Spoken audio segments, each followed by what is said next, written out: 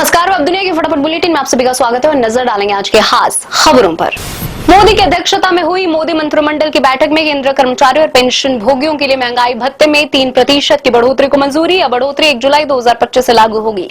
जुलाई, अगस्त और सितंबर का बकाया दिवाली से ठीक पहले अक्टूबर के वेतन के साथ दिया जाएगा। आरएसएस के शताब्दी वर्ष को संबोधित करते हुए प्रधानमंत्री नरेंद्र मोदी ने कहा, घुसपैठ और बाहरी खतरों से भी बड़ा खतरा है आबादी में बदलाव। आज आबादी में बदलाव से सबसे बड़ी समस्याएं आ रही हैं। पीसीबी अध्यक्ष और पाकिस्तान सरकार के गृह मंत्री मोहसिन नकवी ने एसीसी की मीटिंग में बीसीसीआई से माफी मांगी। हालांकि उन्होंने अभी भी एशिया कप ट्रॉफी को भारत को वापस करने से इनकार कर दिया है। उनका कहना है कि भारतीय कप्तान सूर्य कुमार यादव खुद एसीसी के ऑफिस आकर ट्रॉफी ले जाएं। अरबपतियों की सूची में रिलायंस इंडस्ट्रीज के मुखिया मुकेश अंबानी 9.55 लाख करोड़ की संपत्ति के साथ शीर्ष पर बरकरार। अडानी दूसरे नंबर पर। इस बार सूची में फिल्म अभिनेता शाहरुख खान का भी नाम। प्रधानमंत्री नरेंद्र मोदी ने की आरएसएस की सराहना। कहा, आरएसएस समाज के विभिन्न वर्गों के साथ मिलकर काम करता है, लेकिन इसकी विभिन्न शाखाओं के बीच कभी अंतर विरोध नहीं होता। ये सभी राष्ट्र प्रथम के सिद्धांत पर काम करते हैं। कांग्रेस अध्यक्ष मल्लिकार्जुन खड़गे के बेटे और कर्नाटक के मंत्री प्रियांक खड़गे ने कहा, कांग्रेस अध्यक्ष को बेंगलुरु के एक अस्पताल में भर्ती कराया गया है। उन्हें पेसमेकर लगाने की सलाह दी गई है। एनसीआरबी की रिपोर्ट 2023 में खुलासा, दिल्ली की सड़कें देश के 53 शहरों में सबसे असुरक्षित और जानलेवा हैं। राजधानी में वर्ष 2023 में 5715 घटनाएं हुई, जिसमें 1457 लोगों की मौत हुई, जो सर्वाधिक है। जेल से छूटने के बाद सपा नेता आजम खान ने कहा, सैकड़ों सालों में भी कोई मुलायम सिंह यादव पैदा नहीं होंगे। मैंने मुलायम से कुछ नहीं मांगा, एक यूनिवर्सिटी मांगी थी।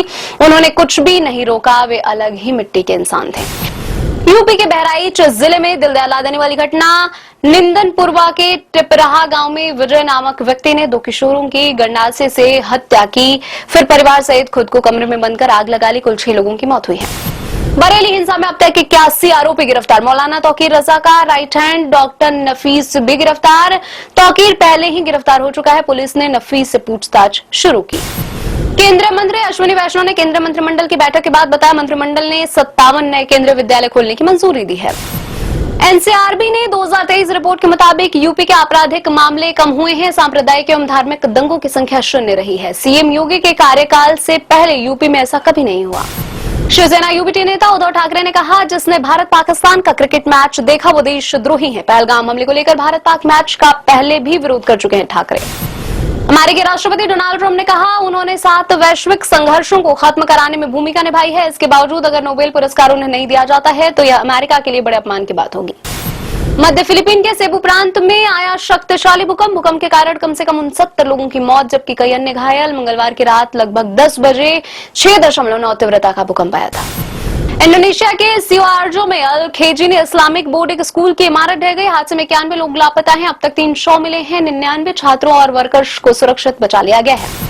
रिजर्व बैंक ने बुधवार को मौद्रिक नीति जारी करते हुए रेपो दर में कोई बदलाव नहीं किया। रेपो दर को 5.5% पर बरकरार रखा गया है। इस फैसले से लोन नहीं महंगे होंगे और आपकी ईएमआई भी नहीं बढ़ने वाली है।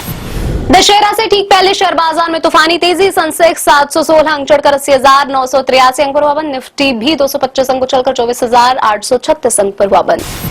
बालिका वधू फेम अविका गौर ने रचाई शादी। रियलिटी शो पति पत्नी और पंगा के सेट पर बॉयफ्रेंड मिलिंद चंदवानी संग लिए 7 फेरे। एक दूसरे को काफी समय से डेट कर रहे थे अविका और मिलिंद।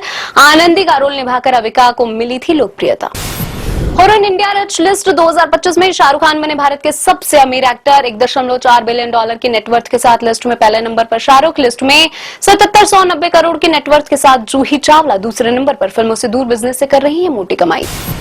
ये थी आज की फटाफट बुलेटिन। ऐसे ताजा अपडेट्स के लिए बने रहे हमारे साथ, यानी कि विजिट करें वेब दुनिया पर।